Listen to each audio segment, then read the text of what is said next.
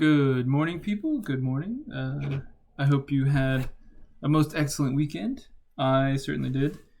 The weather turned out being a lot better than it was supposed to be, so me and the family, we spent a lot of time outside, hung out in nature. It was really nice. It was nice. Hope you guys also had a good weekend. Let's continue with acids and bases. And actually, at this point, we're going to now pivot into talking a little bit more about bases. We keep introducing concepts using acids and then coming back and talking about bases later. And I hope that at the end of this little base discussion, you'll get the idea that actually, if you know something about the acid, you generally know something about the base as well. So the same techniques that we use for acids can be used for bases. So let's talk about bases more explicitly. Oh, I guess we're blue today. Oh well. So bases, we have two definitions for bases. One of them is they produce OH minus. Actually, the blue is quite nice. I like that a lot. Okay, or they accept proton. This is the Arrhenius definition.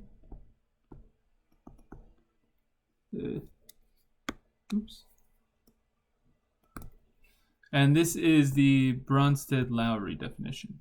Okay, so producing OH is Arrhenius, accepting protons is the Bronsted-Lowry. Just like we can have a strong acid, we can have a strong base as well.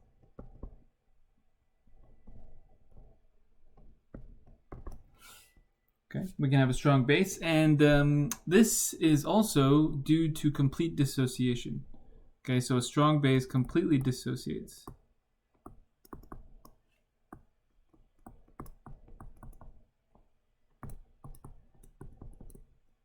Okay, it completely dissociates when you put it into H2O. For example, when you dissolve sodium hydroxide into water, you end up with sodium aqueous and OH minus aqueous. Okay, this is not a equilibrium. This is just a singular reaction. It's going one direction. There is no partial dissociation for NaOH. It's completely dissociated, which means that it is a strong base. Okay, so no NaOH exists in solution.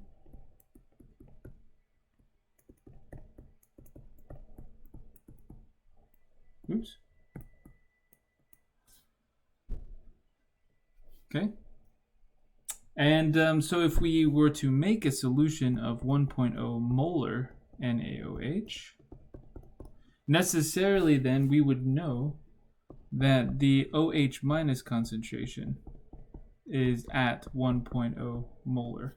Because we started with 1 mole per liter of sodium hydroxide, we know that there's a molar, a stoichiometric coefficient between sodium hydroxide and hydroxide that's 1 to 1. You put in 1 mole of sodium hydroxide, you get 1 mole of hydroxide. And you know that they completely dissociate when you put them in water. So that means that any concentration of sodium hydroxide that you make your solution, this will be the concentration of the hydroxide, much like the the H plus for strong acids. Okay. There are, just like with strong acids, there are common strong bases.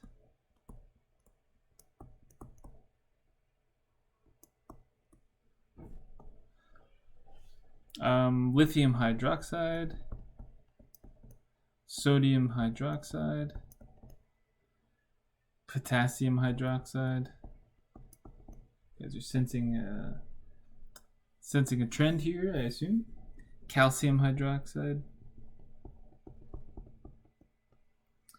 barium hydroxide.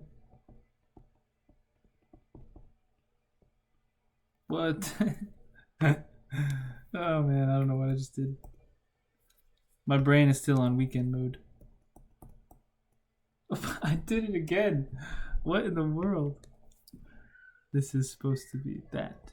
There we go. There we go. Good job, brain. You did it. You did it. Okay, so when we had strong bases, for example, something like, or a strong acid, something like H2SO4, right? We can have the diprotic acid. Here we're showing something that looks a lot like a dibasic base, but it turns out that, as a matter of fact, in the case of a diprotic acid, right, you can lose the first hydrogen easy. Right? The first hydrogen is strong, but the second hydrogen, weak, right? The second hydrogen was weak. That is not the case with bases, okay? In this case, you get both hydroxide groups when you dissolve calcium hydroxide into water, so you end up getting 2 OH for every 1 mole. So if you have calcium hydroxide, it's a complete reaction. It completely disassociates into calcium 2 plus and 2 OH minus. Okay.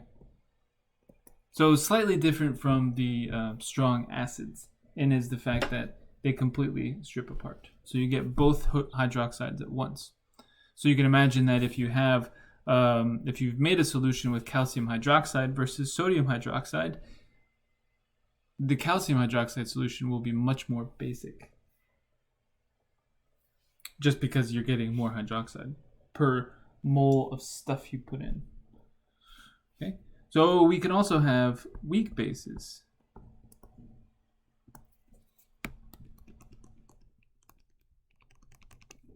Okay, we can have weak bases, and these are bases that do not completely accept the proton. Some of them exist without the proton added on. So we're going to write this as generalized base dissolved in solution reacting with water to produce the conjugate acid and OH minus. Okay. For example, a real life example of this. How about ammonia? Ammonia can exist as both ammonia and ammonium in solution, and it reacts with water to form ammonium,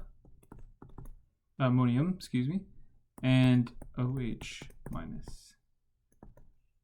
Okay. So if we make a 1.0 molar solution of NH3,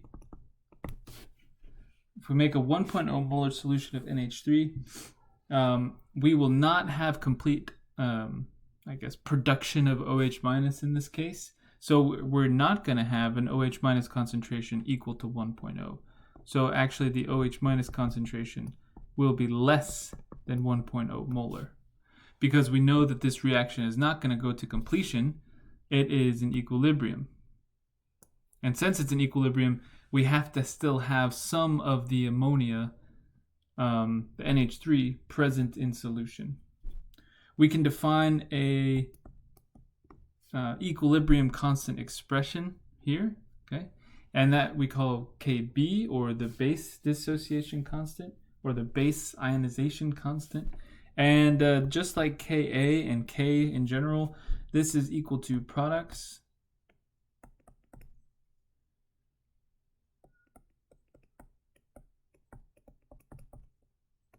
over reactants. And again, we're not going to include water in the reactants because it is a liquid. Okay, so the smaller the Kb, the weaker the base. Okay. And of course we can put this onto a P scale, right? So if we do the pKb, this is just equal to negative log of the Kb. Some common weak bases.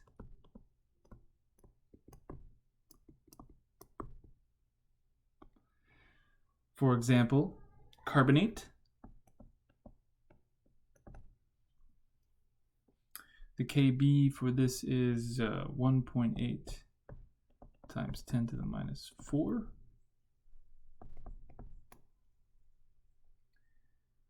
Methylamine.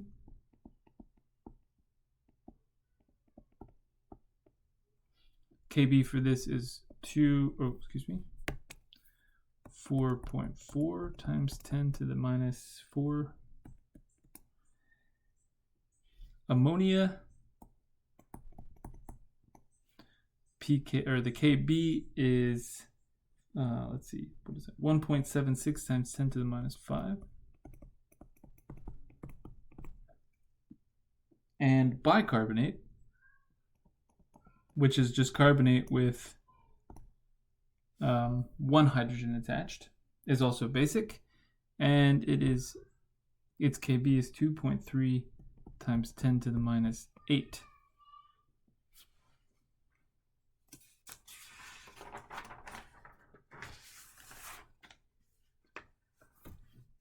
Okay, so let's figure out how, these are some common weak bases. We've defined strong acids and strong bases. We've given an idea for how to determine how strong or weak a weak base is. Let's go into talking about the pH of basic solutions.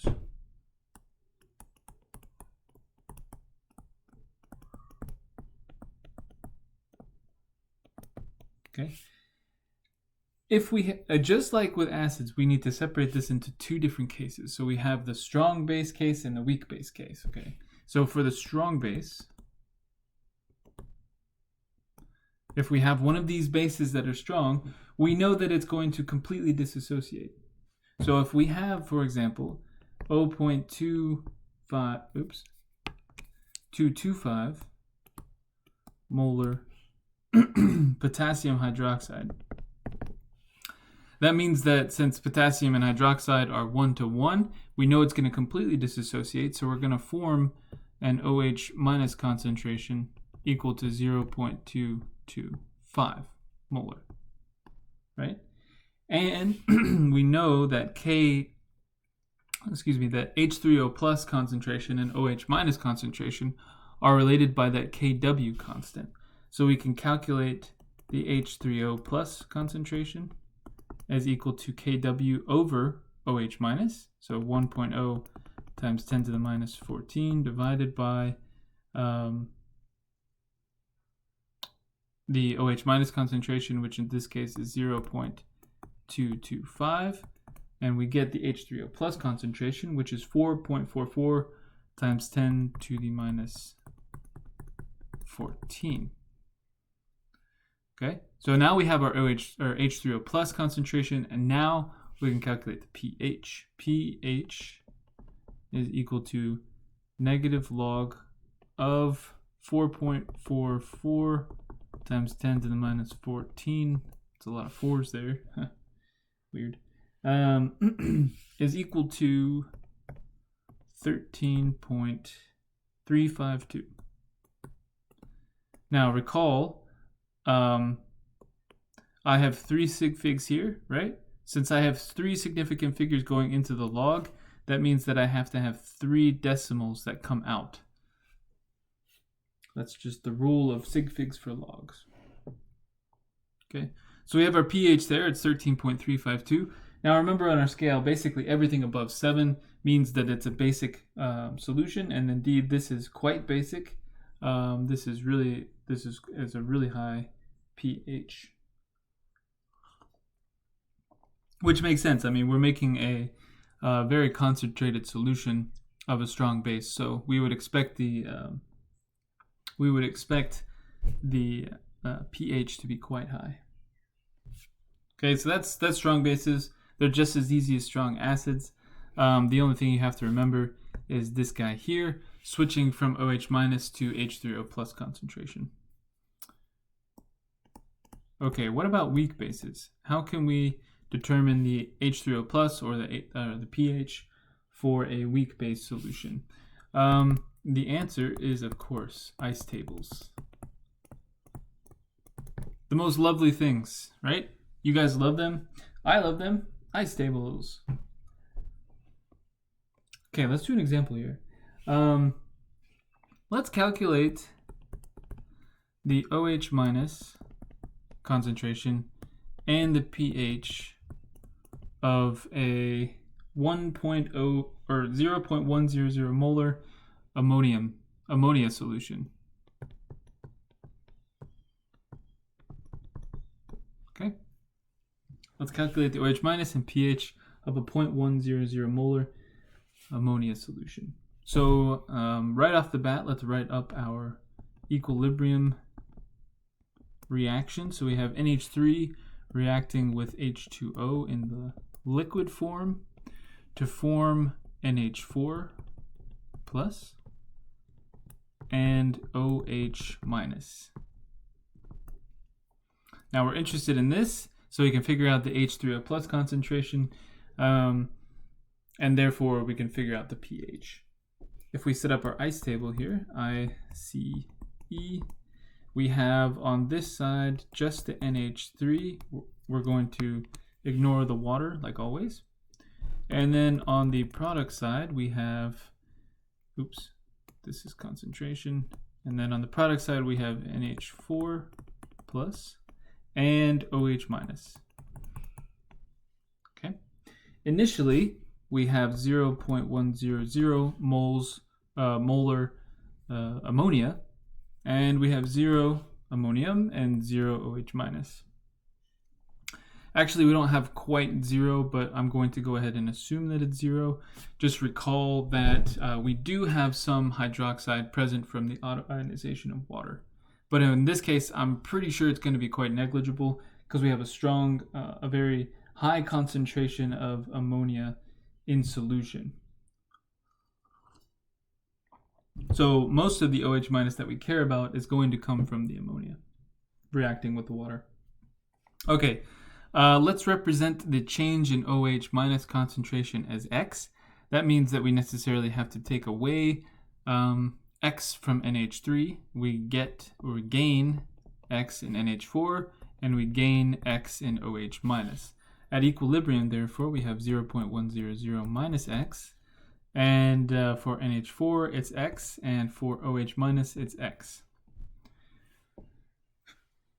Just like with the acid, we can set this up with a Kb is equal to products X squared, so NH4 plus times OH minus, that's just X times X, or X squared, divided by 0.100 minus X. Now I'm going to go ahead and assume that X is small. Okay, the Kb for ammonia is pretty small. It's 10 to the minus 5, which means that I can pretty much guess that X is going to be small enough. It's not really going to matter. So once I do that, I then solve for K. Oops. Let's see here. 1.76 times 10 to the minus 5 is the Kb for ammonia. I'm going to multiply this by 0.100 to bring this stuff to the other side of the equation, right? I'm assuming that X is negligible, so then I have is equal to X squared. If I just take the square root of that, then I get X. And I find that X is equal to 1.33 times 10 to the minus 3. 1.33 times 10 to the minus 3. Now I want to check my assumption, right? Check that X is actually small. So I take 1.33 times 10 to the minus 3, and I compare it with the initial value I'm subtracting from, which is 0.100, and I multiply it by 100.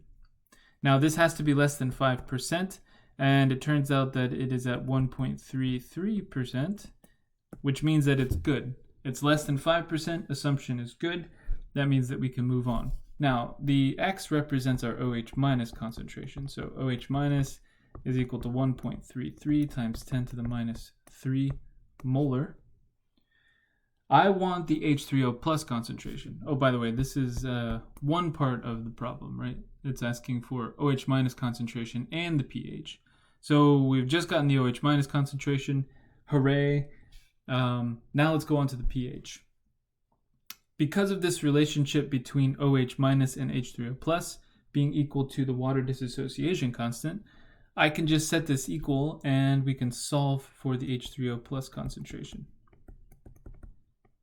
That's equal to Kw, which is 1.0 times 10 to the minus 14, divided by the OH minus concentration, 1.33 times 10 to the minus 3, and I end up with 7.52 times 10 to the minus 12.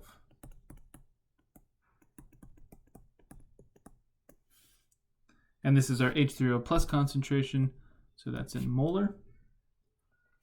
If I plug this into the pH, pH is equal to negative log of 7.52 times 10 to the minus 12.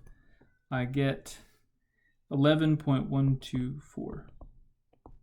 Again, 3 decimal places because I initially had 3 significant figures. Okay, so now we have the pH and we have the OH minus. We've solved this problem. And as you can see, once you know how to do it with an acid, it's fairly easy to just apply the same principles to the base.